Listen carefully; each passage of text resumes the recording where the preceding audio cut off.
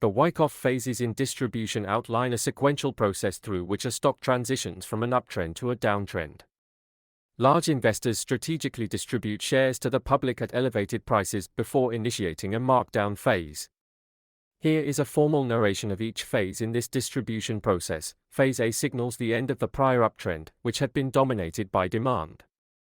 The first notable sign of supply entering the market appears through preliminary supply and the buying climax, where large interests begin selling in substantial quantities. These events are typically followed by an automatic reaction and a secondary test of the buying climax, often with diminished volume.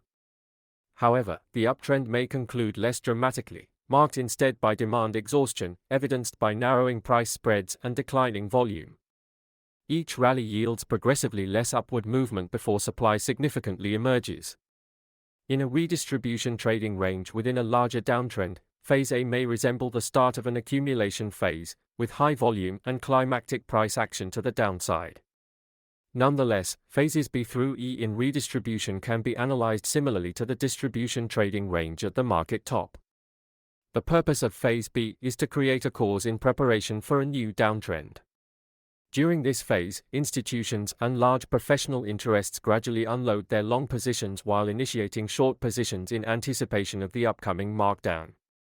Unlike the accumulation phase, where large interests are net buyers, the distribution phase sees them as net sellers, aiming to exhaust remaining demand. Clues of this supply-demand imbalance appear through signs of weakness, often characterized by significant spread and volume during downward moves.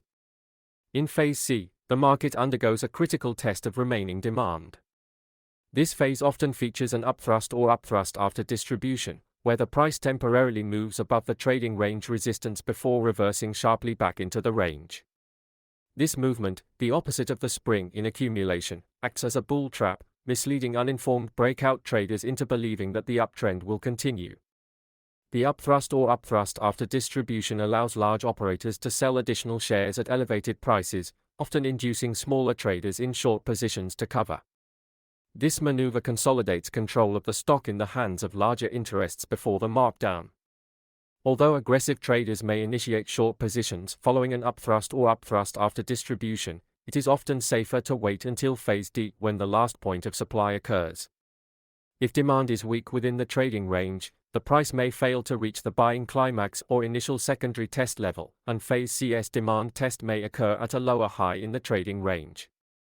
Phase D begins after Phase C's tests confirm that demand has been exhausted. During this phase, the price moves to or through trading range support. Evidence of supply dominance is clear as the price either breaks below support or declines below the trading range midpoint following an upthrust or upthrust after distribution.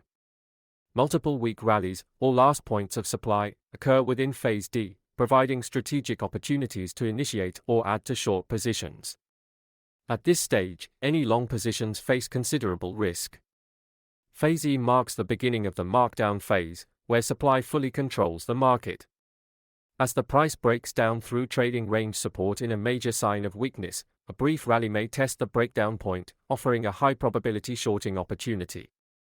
Subsequent rallies in the markdown phase tend to be weak, and traders in short positions can adjust their stops as prices decline.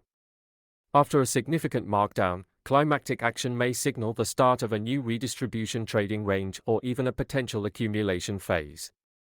The Wycoff distribution phases thus provide a structured framework to observe the gradual shift in market dynamics from demand dominance to supply control. Each phase signals opportunities for strategic selling or short positioning as the stock transitions from an uptrend to a downtrend, completing the distribution cycle.